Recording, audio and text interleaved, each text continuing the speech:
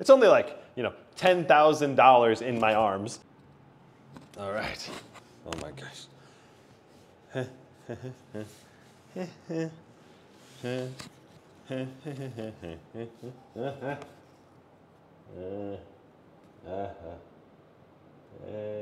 Okay, good. What's up, and welcome to another episode of Gizmo Slip Tech. Today we're taking a look at the 9955HX3D against the Intel 275 in a proper matchup. So on the right here, we technically have an Intel, but I tested this on a Ryzen 9955HX3D Neo 16 equipped with an RTX 5080. And then on the left here, we have the Strix G18 equipped with the Intel 275HX and an RTX 5080. So this is a like for like hardware comparison. RAM is the same speed. Both of these are going to be tested on air cooling today in the exact same games, the exact same settings, and I've even figured out what's been going on with the frame time graph and all of that from the last test where we had Intel not being recorded properly. Anyway, detailed deep dive into a whole bunch of benchmarks and testing on these CPUs. Let's get into it. Which gaming laptop CPU is going to be the very best one on the market? Here we go. Okay, gotta put these down without breaking them now. Hey. I got to check out all of the motherboards and chipsets and heat sinks and coolers from Asus at their Asus HQ. I'll link the video up here if you want to go check it out, but this is a screenshot of what the Ryzen 9955HX3D chip looks like. And right here is an Intel 275HX chip. And look at all the VRMs. We got a couple more VRMs here on the Intel chip.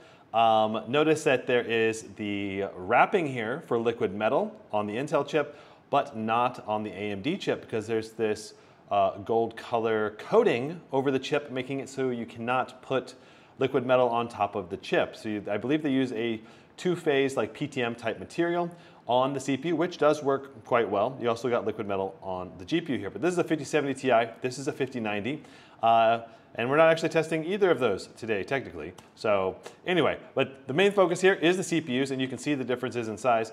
The big thing with the HX3D, you have this big old cluster here, and inside of here, there's a 3D V cache.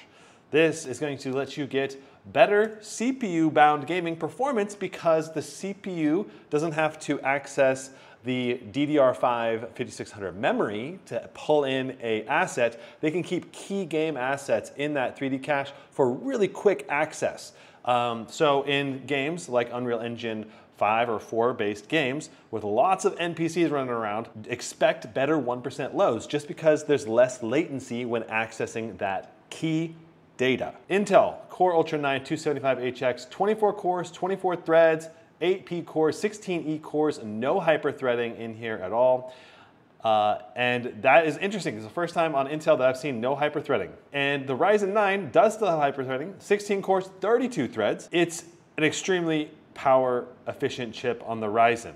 And a big part of that is that, as you'll see here in performance characters, we're about to go over those, both of these chips are actually very power efficient compared to previous gen. Some nice performance efficiency improvements on both, but especially the Intel. Intel came a long way with their architecture, 3 nanometers now on the Arrow Lake architecture, and compared to the 14900HX, it's definitely a lot better for things like Cinebench R23, R24 multi-core rendering, but for gaming, there's still some improvement, especially compared to the HX3D. I think Intel should make a gaming-specific mobile chip with a larger cache.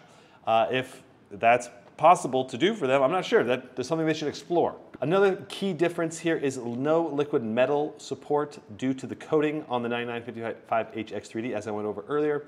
You also have faster DDR5 6400 support, though as you'll see, it doesn't really make that big of a difference. Doesn't make up for the performance difference of having the 3D V cache. Up to 200 watts in the Neo 16 with the water cooler with the 275HX. In Cinebench R23, you have a faster multi-core 10-minute score of 39,100 or so. And in Cinebench R23 on the Neo with the 9955HX, on air, we got 38,310, but you're only I think you're not really thermal throttling here, so I'm pretty sure this is pretty much close to the max. Single core score, 2201 for the Core Ultra 9, and 2168 for the AMD Ryzen. So a little faster set of bench scores for single and multi. There is undervolting support potentially for both of these, depending on Intel oftentimes supports it out of the box, straight in the BIOS, like XMG does that. Asus, I believe, does that, but only a smaller undervolt. And of course, you can undervolt with Intel on things like throttle stop and Intel XTU. And you can do that within Windows, or you can potentially, like I said, undervolt within the BIOS. Now, the Ryzen 9955HX3D also sometimes has undervolting support straight in the BIOS, and you can potentially, I know some hardcore overclockers might replace the BIOS to get access to Curve Optimizer on a per core basis even. If you want to really get the maximum scores, that's really what you got to do. But there's other applications like UXTU or G-Helper sometimes, depending on if it's supported, that you can use for undervolting your Ryzen CPU. And both of them can potentially have some decent performance gains when you undervolt them. Though I think Intel here historically has had a little more performance gains when you undervolt. We'll have to actually test these chips out though. So let's talk about these two specific laptops we're benchmarking today. The Intel Strix G18 and the AMD Neo 16 that I got to test when I was in Taipei for Computex. RTX 5080 up to 175 watts on both of these. We have them on the same drivers. You have liquid metal on the GPU and CPU on the Strix G18 with a vapor chamber. And on the Neo 16, you have PTM 7958 two-phase putty that also works quite well. I would say about as well as liquid metal.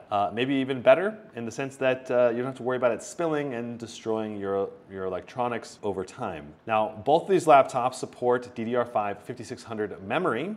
I don't know if they may even have the exact same memory sticks in there. I didn't check, but should be very similar memory speeds on here, though the Intel one does go up to 6400 out of the box if you get a laptop that supports that with memory that supports that as well. The difference between these two displays is that you have an IPS 500 nits 240 Hz QHD, and then on Neo, you can get a 1000 nits mini LED.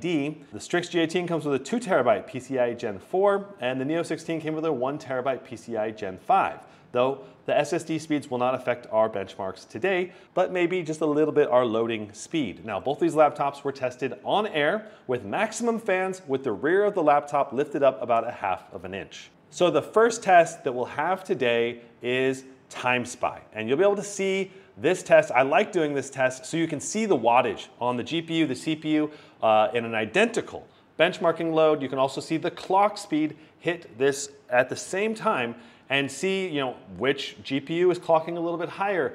Well, which CPU is pulling more watts and still maintaining GPU bounding. So like in this scenario, the Ryzen's pulling more wattage than the Intel, and they're both 100% GPU utilization. So both of them are pulling high wattage now with the new NVIDIA drivers. So both above 170 watts, and they started out like 175, 180 watts. And the FPS is very close between these two, around 140, 150. I mean, this isn't quite perfectly synced here, but it's pretty dang close, and the FPS is following very tightly. Taking a look at the temperatures, it's interesting, the Neo 16 has a bit of a higher temperature on the GPU and CPU. That liquid metal on the Strix G18 and vapor chamber is doing a fantastic job, a little bit better than the Neo 16. Now, the Neo 16, of course, does have that water cooler that you can attach and get extremely low temperatures. It'll drop temperatures over 20 degrees in my experience, or 15-ish to 20-ish degrees. And so you'd have even cooler temperatures on the Neo 16 if you add the water cooler in there. But if you don't have the water cooler, there is the water cooling loop that goes through the base plate, and then there's heat pipes that connect to that. So when there is no water cooler attached, I think you get slightly less cooling because there's extra space in there that is just, the heat is dissipating, or the heat is congregating on that water, sitting in the pipe and not going anywhere. So I don't think it's gonna really do much negative, but it's not helping dissipate the heat, where they could have maybe put another heat pipe in there if they didn't have the water cooler pipes going through the system, something like that. So either way, Time Spy scores were pretty dang close between these two, but not identical. surprisingly. I would have thought they would be very, very close given the GPU boost clock was so close and the total wattage was so close, but you actually had the Strix G18 3.9% ahead on the graphics score and the Intel ahead 22% on the CPU score. And this is why I don't use the CPU score. Once again, I don't recommend using that or the combined score because that combines the two scores together. Just focus on the GPU score for Time Spy if you want anything that's somewhat of a reliable indicator of performance. So first up, we have Baldur's Gate 3 on ultra settings, DLSS on quality. There's no frame generation in the mix here. And just looking at this, the frame time graph here is the key here. Like you'll notice the Intel frame time graph occasionally has a little bit of a stutter, bloop, right here. And on the Ryzen, there's no stutter. And that's the 3D V cache. Like, right, that is literally the 3D V cache being utilized to prevent a little micro stutter. And that ultimately, I think, is why you get a little bit, smoother experience on the Ryzen chip. And you'll see this again and again as we go through these games. You also, because you have access to the 3D V cache, you can also boost the average FPS a little bit as well, just in general. So the general performance, not just 1% low performance, but we ended up with 247, 130 and 262, 164. That's the Neo 16 with the 9955HX3D with a 6.1% average higher FPS at QHD resolution. So very interesting. 9955HX3D with 25% increase to 1% lows. Pretty dang interesting. Now we have Counter-Strike 2, very high default settings. That means no upscaling, a lot of settings set to the very max that they can go to. And we're doing about 150 frames per second through the smoke. So that's still very, very smooth gameplay and very high averages throughout. Counter-Strike Global Offensive had a real problem with smoke causing dips all the way down to like the 20s or 30s or 40s, causing some really bad 1% lows in gameplay, causing you to miss some shots when you're going through smoke. And Counter-Strike 2 is definitely a lot more optimized when it comes to smokes in the game. And so for Counter-Strike, we're doing two tests. We're testing on very, very high, so basically max settings at QHD, no upscaling here. And then we're also going to test on very low or just low. So it's going to be the lowest settings, and we utilize upscaling to lower the resolution further to maximize our FPS. So the Strix G18 just a little bit ahead in the average FPS, and the 9955 HX3D 12.2% ahead in 1% lows. Counter-Strike 2 on low settings with balanced FSR. There's no frame gen in Counter-Strike, of course. And you can just look at this FPS meter and guess which one's going to win.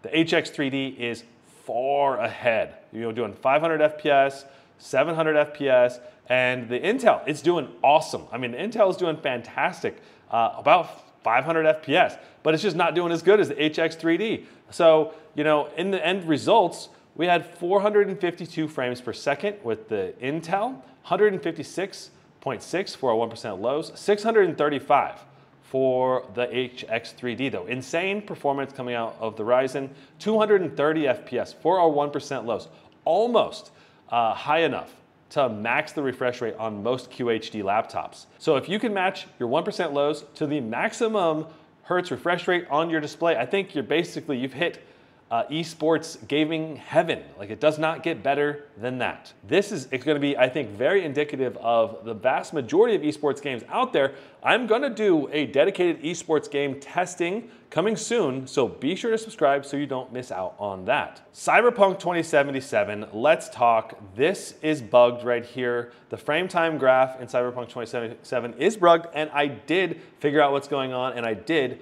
re-benchmark this to get accurate results, and I'll show you that here in a moment. But you can look at the average FPS, very, very similar average FPS between these two.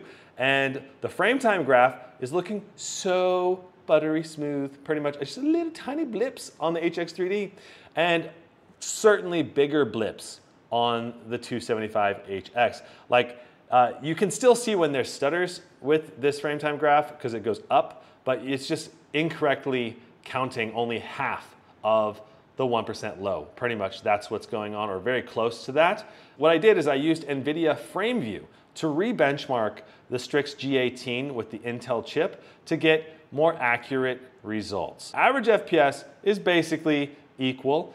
This also, it was, when I retested it, it went to 119 like 3 times in a row.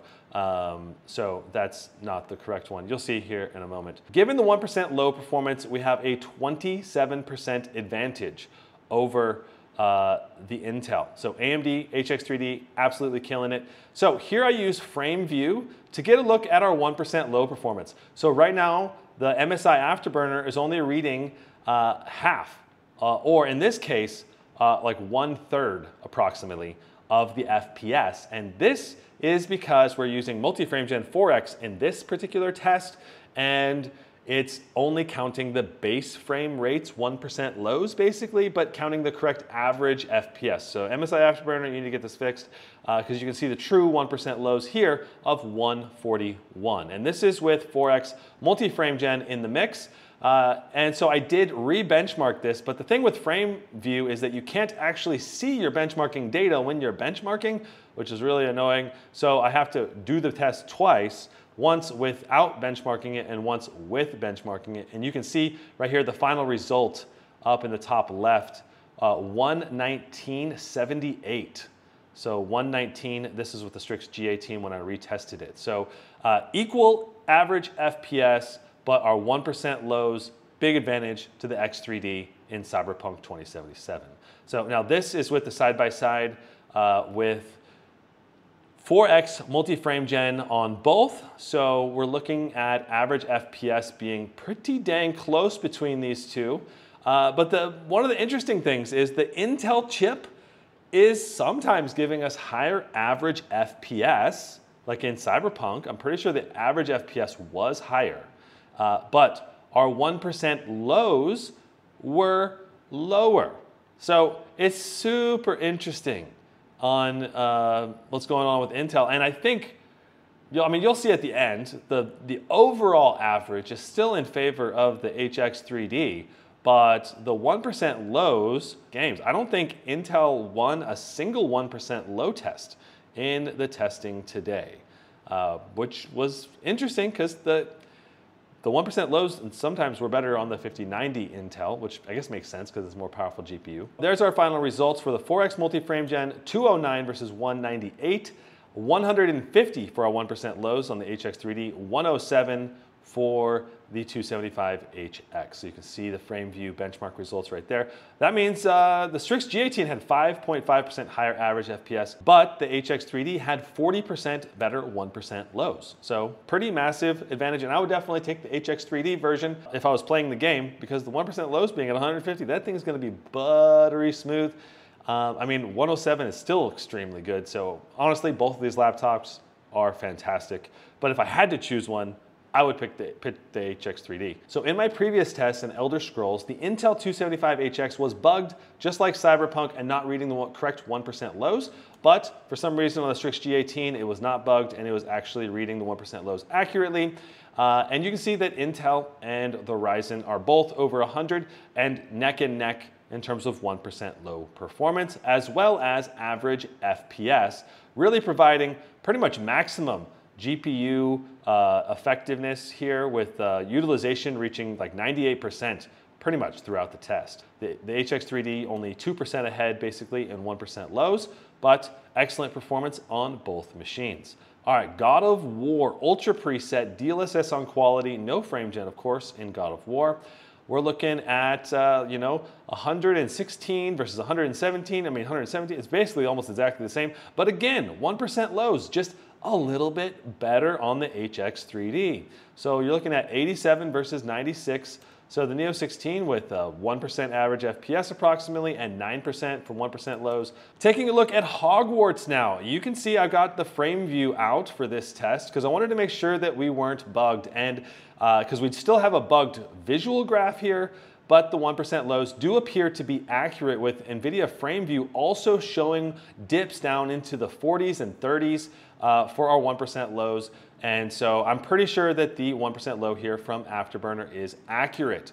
174 FPS though is a huge uplift over the 70 something FPS in the previous test with the 5090. So 174 versus 184, That puts the Neo 16 at almost 3% faster, as well as 81% faster for 1% lows. So the Neo with the 9955HX3D, buttery smooth in Hogwarts, and the G16 still having some problems, stuttering a little bit. It's still pretty dang smooth. I mean, for the most part, you're getting insane FPS, but it's still having some issues here. I mean, look at this, still 40 something for a 1% lows. You just get these blips on the frame time graph. You can literally see the stutters on that frame time graph popping up with that Intel chip. So this is built on Unreal Engine. So a lot of games these days are built on Unreal Engine. So if you're going to get a computer to play single player games,